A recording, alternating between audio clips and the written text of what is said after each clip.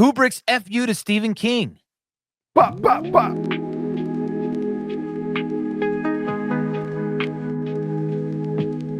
Under the docks, yeah, under the docks.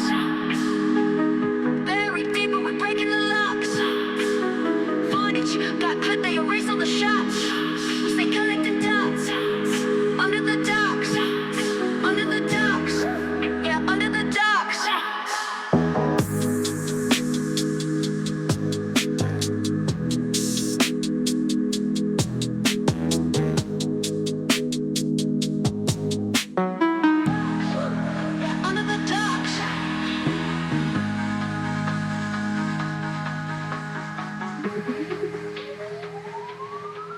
Once again, Under the Docks. This is Paranoid American here. We got Sean Chris from Kill the Mockingbirds podcast, and we're going to be reviewing what I think is going to be well worth your time, Room 237, a movie that breaks down a whole bunch of different theories about Stanley Kubrick's The Shining.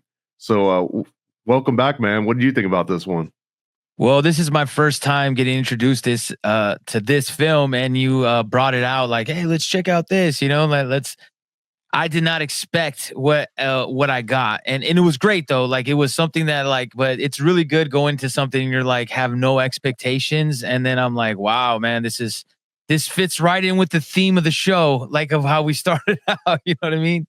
Well, I wanted to get right into some ones that were actually a little bit deeper than this one, but this one is like being able to dip your toe into the pool a little bit. You get to get like a nice little sampling. It's another one of those mixtape style documentaries, which I think I'm realizing I really like those. I really like a documentary that says, here's this concept and here's, 5 or 10 or 20 different thoughts about that one concept. I'm realizing that as we go through a lot of these.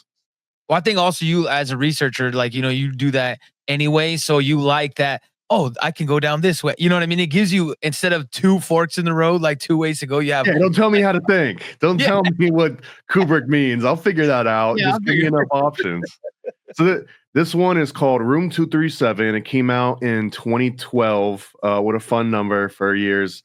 And it was by a guy named Rodney Asher. And Rodney Asher's actually got another one that came out recently called Oz, or it's about David Lynch and Oz. I think it's called like Oz Lynch or something. So there's kind of like a theme going with some of his documentaries. The one that came out before this one, I think this was the first big one that came out with his name attached to it. It was one called like The Evil S or something. And it was basically about this Scream Gems logo that would come on before movies and certain TV shows. Anyways, this is kind of this guy's thing, is to dissect pop culture and symbolism. And if you're unfamiliar with one of the terms that'll probably come up, it's synchromysticism, in which you start to assign meaning to things that match up. Like you notice a pattern and you start ascribing meaning to that pattern. Once you start doing that enough and start coming up with your own crazy theories, then you just call that synchromysticism.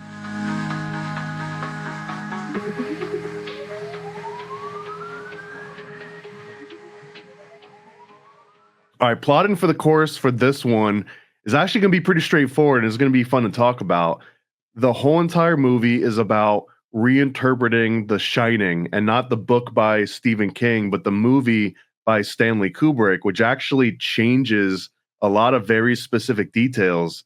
And because of those changes, and because of just the nature of Stanley Kubrick himself, which a lot of people consider a master of cinematography and movies, that a lot of people have been reading really deep into this film about little symbols that pop up, and there's so many, but this movie breaks apart 5 of them really specifically. And I think that if you want to get mom and dad, or like grandma and grandpa even, into synchromysticism and breaking down Kubrick movies, is probably the best place to start. Like I said, it's like you dip your toe in just the tiniest little bit. So I'm going to start with my favorite of all these, and that's that The Shining was Stanley Kubrick's moon landing confession. That Stanley Kubrick directed the Apollo moon missions, including the big walk, the big moonwalk, that he was part of all of it, and he knows all the secrets, and he got this unlimited budget check from the government in order to be privy to this.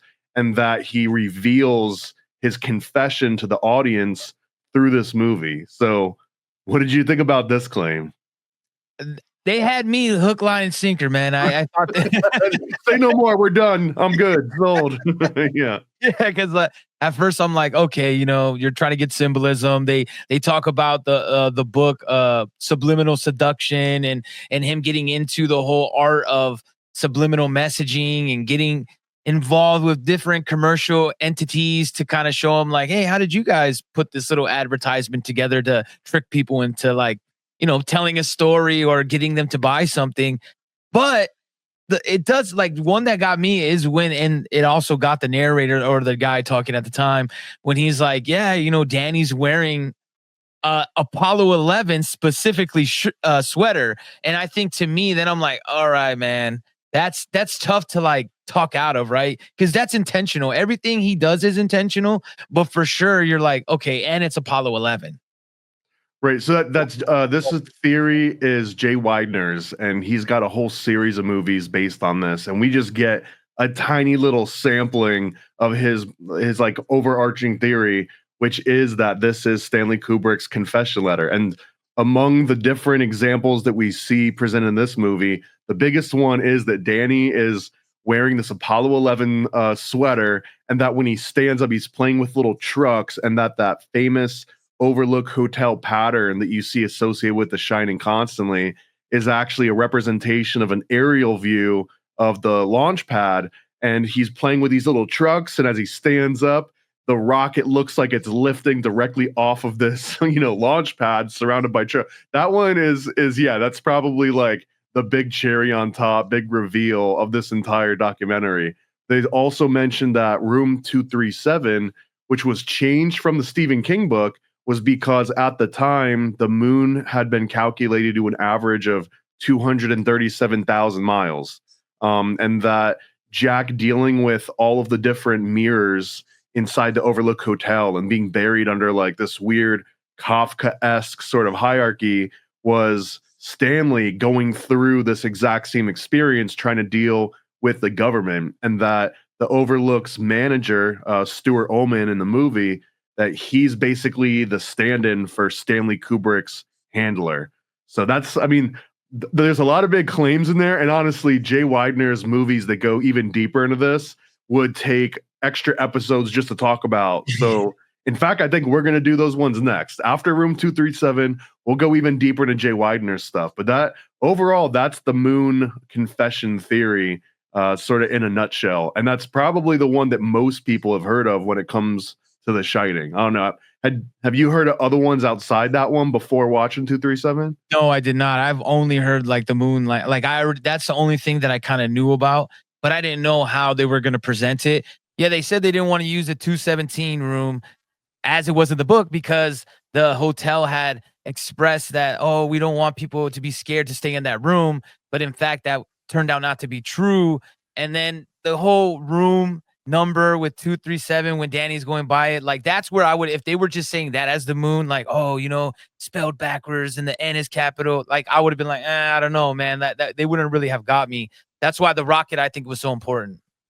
Well, we're going to get way deeper into that when we start getting into Jay Widener's documentaries in particular. So the next theory was that The Shining, again, the Stanley Kubrick's version of The Shining, was all about Native American genocide. It was like an allegory for the expansion into the rest of the United States and killing off all the Indians. And that, in fact, in the background, we actually see all sorts of posters and paintings of these different Native Americans. We even get like a little monologue version of it. They reference these cans of Calmet that have like a little Indian chief's head on it. That all of these specifically, it's a baking powder, that all those were placed directly to kind of keep reinforcing this entire motif. And that there's this river of blood that comes out of the elevators and like one of the most famous scenes in The Shining. And this is supposed to be seen as the spilling of this innocent blood from the Native Americans, and this constant presence of axes that are on the background too, that kind of represent like colonial violence against Native Americans. I mean, he goes equally hard about this particular motif the same way that Jay Widener does about a moon confession. Yeah, they even go as far as to show the clip of like when the hotel was made and talking about like it was on a Indian burial ground and that they were even attacked at some point by some of the natives around there, and that the elevators going down was squishing the bodies of the Native Americans and the blood was squirting out everywhere.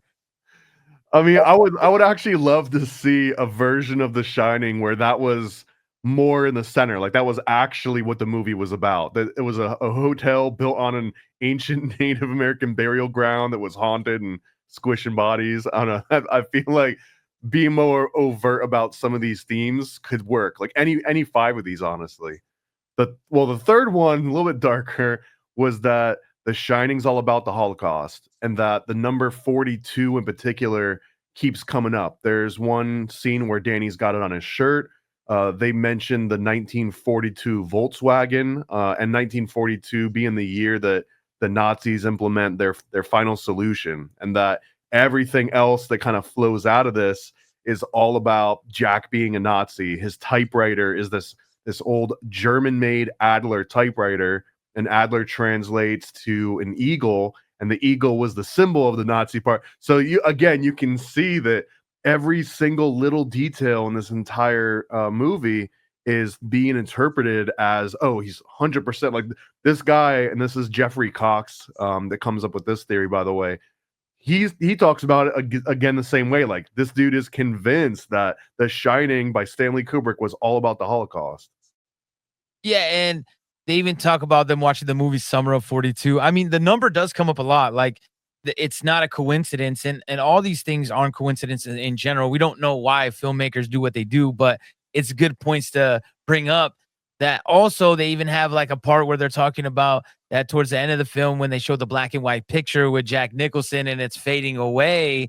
That like it fades away to him having a Hitler mustache, right? Like that. Right, right.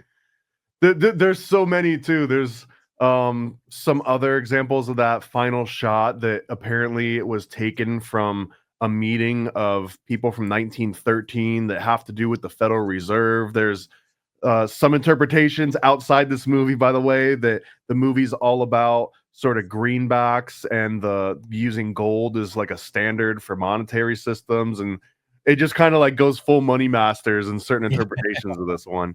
So those first three, Moon Confession, Native Americans, Holocaust, those ones are sort of these themes that those three people are suggesting that this movie was all about. And then we've got two other ones in Room 237 that it's less about the theme and it's more about like interesting things that Kubrick's doing that are completely breaking away from the norm. And like you were mentioning, there's kind of this common conception that every little detail in a background of a Kubrick movie is all intentional, and that and a lot of that is because he would spend so many different takes. He would do like 100 takes just trying to get like the perfect one. So that makes people think like, oh, if this dude's doing 100 takes here and there, then he's gotta, have his kind of like finger on the pulse of exactly what he's trying to get done here. So based on that assumption, and I don't know if I'm even sold on every single detail was always meant. You don't think he made like a single mistake? I don't know, maybe the final release, and he's like, "Oops, I didn't realize we moved that chair." Yeah, I'm sure. And then you don't know the order of what they shot it in, right? Like they even make a reference towards the dopey on the door of Danny's door, and that it's there, then it's gone. We don't know when they shot that, right? They could have added it after, like not taking it away. We don't know if they shot the first scene because movies aren't shot just in order of the movie. I think sometimes people don't realize that too. The dopey one's another crazy rabbit hole. Basically, when you look at it through the lens of The Moon Confession by Jay Widener, that when Danny goes into the room originally, it has a dopey sticker, basically symbolizing Kubrick when he first goes into this, moon lie that he gets hired to do, that he's an idiot. He doesn't have all the background details. He's dopey. And then when he comes back out of the room, the dopey sticker's missing, which is then taken to imply now he's got the knowledge. He's no longer ignorant of what's going on behind the shadow. That's a whole lot of meaning to be inferred from whether or not a sticker was on a door between two different shots. But again, this is kind of like quintessential Kubrick, that people that watch Kubrick are like, nah, bro, like I guarantee you that dopey sticker was there by design. He's got it in the script. So anyways, the other two things that come up in this room 237, one is a theory by a lady named Julie Kearns, and she states that if you were to actually track, and it's kind of awesome how she does this, if you were to track the movements of all the characters in this movie on a blueprint of the Overlook Hotel, representing The Shining, that the rooms that they go into can't exist. That they'll go into a room that's got like 3 windows pointing outside, but in the actual architecture of the building, that would be an interior room. And the same thing is that we see people going in and out of like a big freezer, and that sometimes the freezer exits to one hallway, another time it exits to a different hallway, and that instead of these being oversights, or things that were overlooked, that it was actually intended by Kubrick to make the audience disassociate. That somewhere in the back of your brain realizes this doesn't like this is a fantasy world, but you in your conscious state don't recognize that, and you don't understand why it has this ethereal quality to it. Yeah, I think the window is where they talk about that. It also kind of like plays into with the moon stuff because it's like you're faking sunlight, this whole background of like a different existence, and that you're playing with people's minds. Yeah, I mean, starting to blend all the different theories together is where this movie gets fun. The very last one that they really focus on is by a guy named John Fell Ryan. And John Fell Ryan, he actually takes like a much closer to what I would consider like synchromysticism. And he's basically stating that if you take The Shining and you play one version of it forwards, and then you take another copy of it and you play it backwards at the exact same time, that they converge at these different points, and that even in this case, and this is where I have questions. We don't have John Fell Ryan on the show yet. Maybe we'll get him for a future episode and ask him directly. But is this mean that Kubrick himself knew that if you were to play the movie forwards and backwards at the same time, that these different points would converge and mean certain things? Or in the synchromystic community, which I've grown to understand, I think, is that they're almost saying that Kubrick was just sort of like in tune. He was on the same wavelength as this like occult symbolism, and that he didn't have to inherently intend to make this stuff work. It just worked because he was so accepting and so understanding of the material itself, that these patterns just kind of get emphasized by the things that he's doing to them. It's a weird abstract concept, but that's one that I come around to more than everything's planned, because I don't even know how many hours in the day this dude must have had. Did he find like a 40-hour day somehow where he's able to get all this stuff done and all these symbols packed in? Yeah, and then have all the people in his research team and other people on part of his team. It's not just him doing these things, like just like, yeah, we're intentionally doing this. I like it. The idea, what you said, like whether that be the case or not, I think, yeah, you're in sync with that feeling and that thought process. Not that you're dictating and knowing and have a notebook of like, first we're gonna put the dopey here, then I'm gonna put the dopey. You know what I mean? Like, I think that like now it's just happening and kind of like being part of it in his brain is in that realm of thought. Yeah, but as far as intending each and everything, especially syncing up, like that's like when people talk about music and they play it backwards and they're like, it's saying this. And I'm like, is it saying that? Or are you suggesting that it's saying something? And they're like, no, they did on purpose. And I'm like, well, they definitely couldn't have done it on purpose, because I've made music and I've played it backwards. And I'm like, I didn't write anything to like be like, Well, that's because Satan is talking through you, my friend. That's all that means. yeah, that would make more sense, right? Like instead of like, oh, they intended. So I'm with you that it's not necessarily everything's intended, but he's on that wavelength.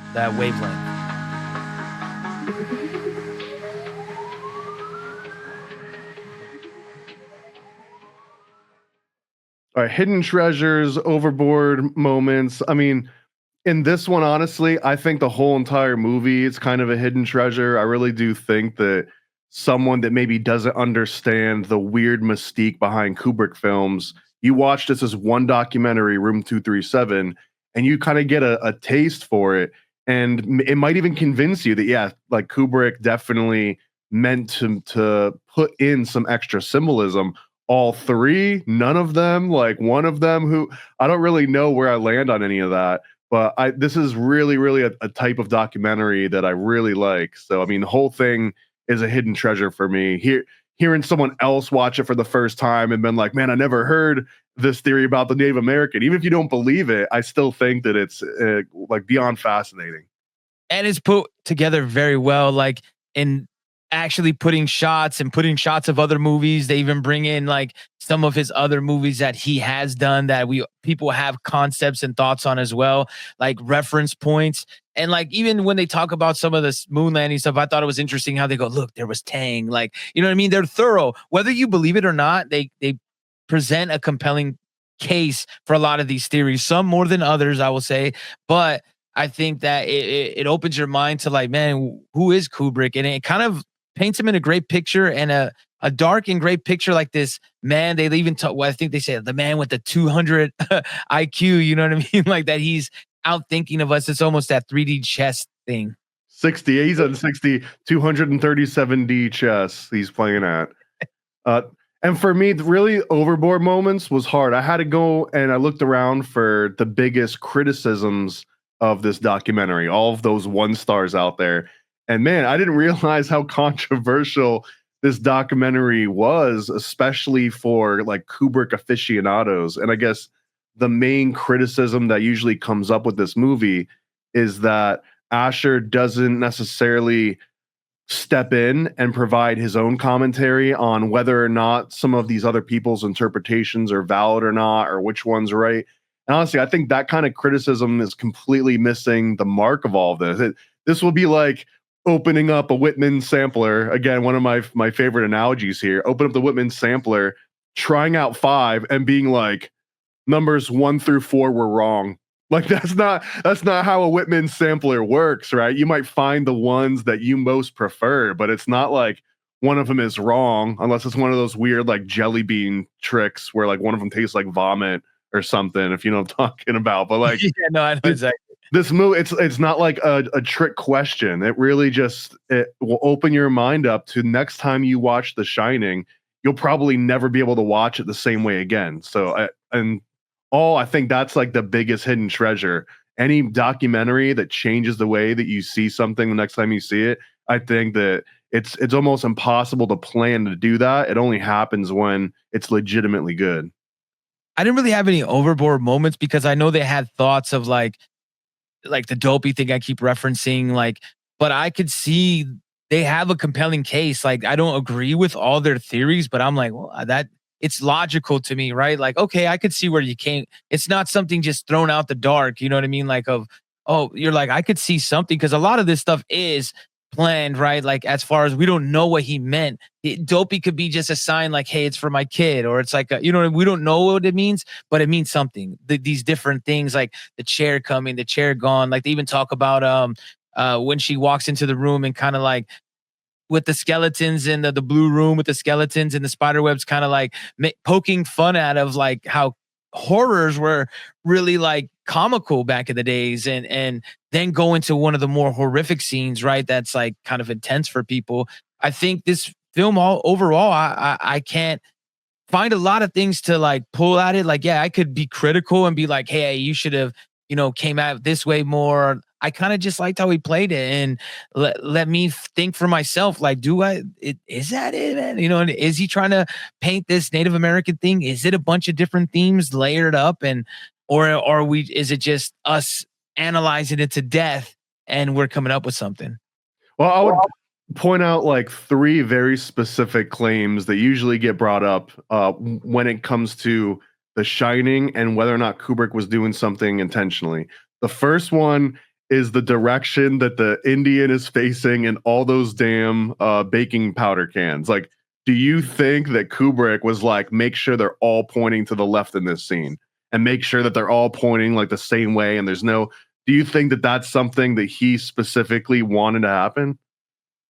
I don't know, because they want to say that everything was specifically, but if you've ever been on a set or know about sets and things of that nature, there's so many people involved, right? Like I could see that he wants certain shots, like hey, I want this there and not. Like, for instance, when the chair was there and not there, who knows when they filmed it, right? Like, someone would be like, hey, I need to sit down. You know what I mean? They moved the chair because someone needed to use it. So, like, we don't know why those things are. I think some things are intentional for sure. Like the shirt, the sweater. That's why that one resonated with me, because the sweater, you're like, you had to specifically go get an Apollo 11 sweater. There's no need that you needed that. And he stands up in a very specific way so it looks like it's launching. It's not just a kid getting up off the ground, which they'd probably kind of push off with their hands and like obscure, like they'll just, yeah, there's so many. And I guess the other one I was going to mention were the chairs, that there's this argument made that in the background you'll see a shot and then it'll cut somewhere else and it'll go back to that same shot, and now a chair that was in the background is no longer there, or a bookcase that was in the background, it's like a different bookcase, or there's all these like very tiny little changes. And one of the explanations that he's intentionally trying to mess with your subconscious mind, that something in the back of your head realizes like, oh, this isn't reality because that chair's missing, even if you don't notice it while you're watching it. So I really do think it's fascinating. That's the whole point of Room 237, is to make you wonder how much of this stuff was intentional.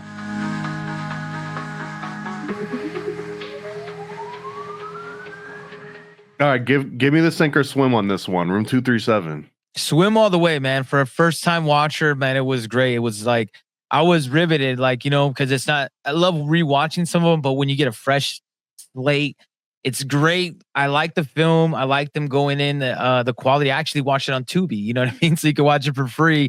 And the quality's great. I like how they, scene cut, and kind of when they're talking about a scene and showing you, it really represents, and you can get into it more and see exactly what they're talking about, and just saying like, oh, there was this in the scene, like, the Native Americans on the baking soda or the Tang. If they would just say that, but actually talking about it and showing me the scenes of the film, it broke it down. Even like the map that they broke down when they're showing like, hey, she couldn't have, when she's walking down this hall, it couldn't have been a window there. Like, it's very thorough. It's not something that's loosely just thrown together. People really put some thought into it.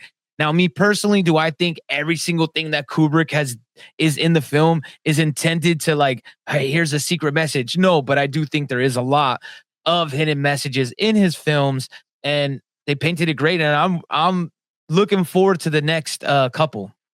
No surprise that it's a swim for me too. It's one of my favorite documentaries. I would consider this a normie documentary. This is not in the same category as Zeitgeist or Money Masters or like an Alex Jones. This is something that you could legitimately slip into movie night without anyone being like, all right, who's the wise guy who put the Alex Jones movie in the movie night? That doesn't happen. This is very normie friendly, and it could open a few people up to getting into like the more niche kind of stuff that, again, we're going to follow this up and watch some of Jay Weidner's documentaries and really get like a full dose of the whole moon confession theory.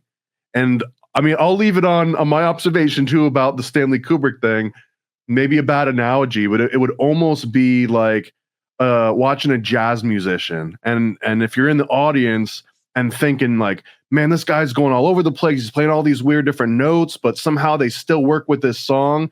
I bet he planned out every single note that he was going to play. Like, it, not really. The thing is that the jazz musician, especially improv jazz, understands the rules of the modes and the scales that he's working in. He understands a tempo, and he understands time signatures, and understands chord progressions, and like how to do diminished sevens. Like, he understands music theory, and because he understands music theory, he can kind of dance around and have everything work out. Like, it still works with the song because the song is like following the same theory that he is on his own little thread. So I kind of feel that way about Stanley Kubrick, that he doesn't have to decide that chair is going to be in one scene and then missing the next scene, but maybe it just happens because he's not concerned with that. And even if he does notice it, maybe he thinks like, oh, this will add to like a weird subliminal feeling of unrest and I don't know. I mean, I don't even guess to know what he was thinking.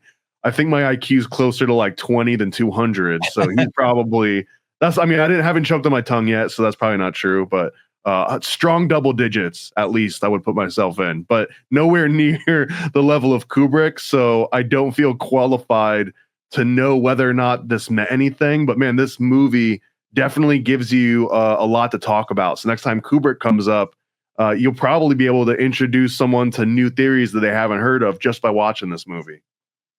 Water cooler talk, right? And I think as artists, because you in the artistry and I'm in the artistry of different types of art, but I think we get a better understanding of how the artist's mind works. And I think sometimes when people are getting into the artist's mind and they've never delved into that, they don't really know anything. They don't do music or art or movies or anything in those fields. So they kind of just go, well, he has to be, you know what I mean? And I think when you see it through the eyes of an artist, you're like, yeah, some things are definitely intentional. That's a fact because you're trying to get a message across and subliminals are in there. But for everything to be it, I find it far-fetched. But this film, great. It's now on my favorite list for sure. Yeah, I would say Kubrick doesn't accidentally make good movies. I'd at least go as far to say that. So there's definitely some design put into this.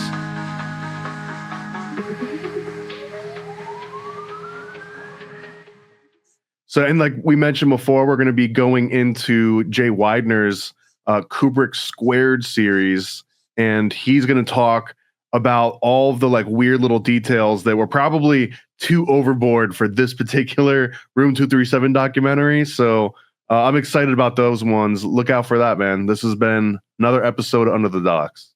Peace.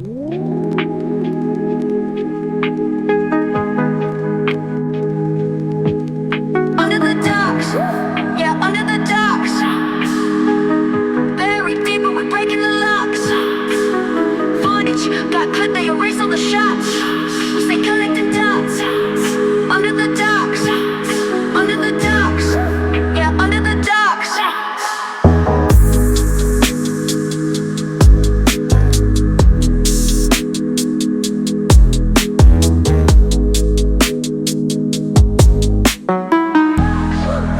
Under the docks.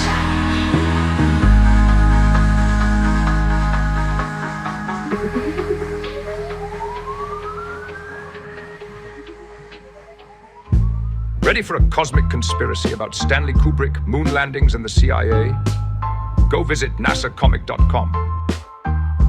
NASAcomic.com, CIA's biggest con. Stanley Kubrick put us on, that's why we're singing this song. I'm NASAcomic.com, go visit NASAcomic.com. Go visit NASAcomic.com.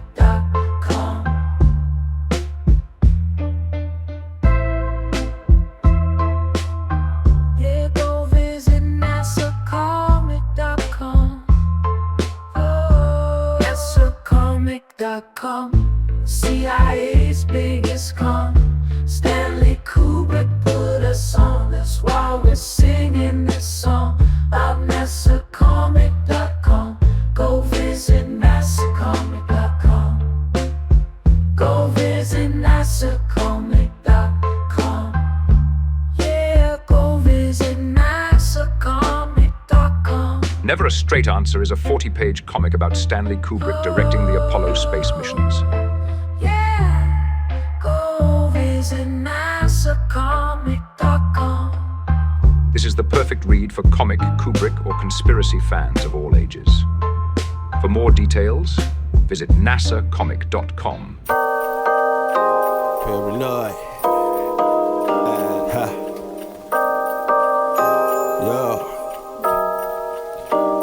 I scribble my life away, driven to write the page. Will it enlighten your brain? Give you the flight, my plane, paper the highs ablaze. Somewhat of an amazing feel when it's real to real. You will engage it. Your favorite, of course, the Lord of an arrangement. I gave you the proper results to hit the pavement. If they get emotional, hey, maybe your language, a game, how they playing it well without Lakers. Evade them, whatever the cost, they are the shapeshift. Snakes get decapitated, met is the apex.